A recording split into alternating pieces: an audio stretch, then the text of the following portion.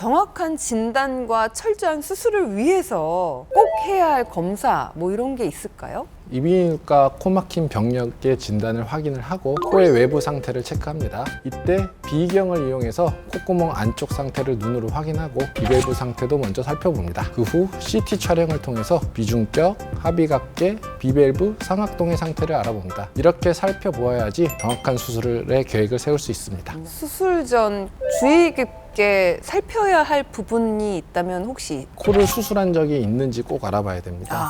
비밸브 재건술을 위해서는 자가 연골이 필요한데요. 이전에 수술로 인해 비중격 연골이나 귀연골이 사용되었다면 다른 부분의 연골 채취를 알아봐야 됩니다. 얼굴뼈 수술 후에 남아있는 스크류나 상악동에 있는 염증 물질들의 유무도 살펴봐야 합니다. 이런 것들이 기능코 수술 후에 부작용을 일으킬 가능성이 있기 때문입니다. 수술은 어떤 방법으로 하게 되나요? 비중격의 뼈 부분과 연골 부분으로 나눠지는데 둘 다 휘어져 있을 경우는 코 모양을 지탱해 줄 부분을 남겨두고 휘어진 부분은 잘라서 제거해 줍니다. 이때 남기는 부분이 이렇게 알파벳 L자 모양이 되는데요. 이때 남겨진 L자 모양의 비중격 연골도 휘어 있는 경우가 있는데 이럴 경우에는 잘라서 모양을 맞춰주거나 비중격 연골을 덧대서 모양을 바로잡아줍니다. 그 후 코 상부의 코뼈를 절골 부러뜨려서 다시 똑바로 맞춰줍니다.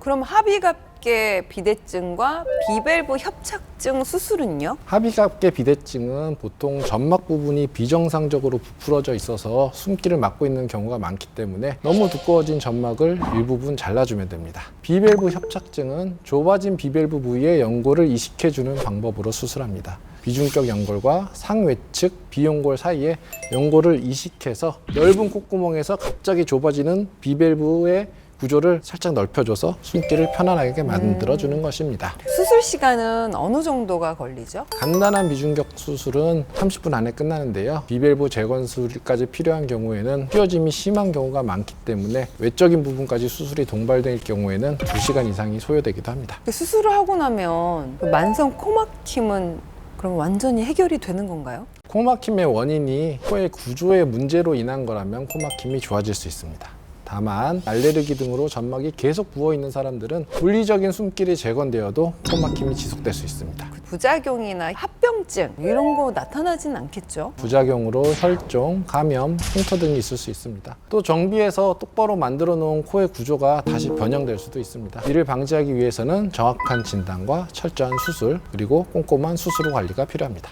수술 후에는 바로 그러면 일상생활로 복귀가 가능한가요?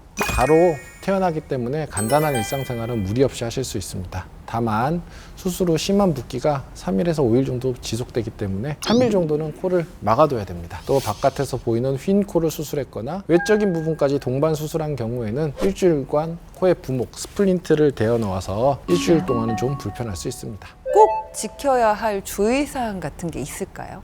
모든 수술이 그렇듯이 한 달간은 음주 흡연을 자제해 주시는 것이 좋습니다. 코를 세게 푸는 것도 한 달 동안은 조심해 주셔야 되고요. 코에 충격을 주는 행동도 조심하셔야 하시고 운동 같은 경우는 수술 후 한 달 정도 후에 가능하십니다.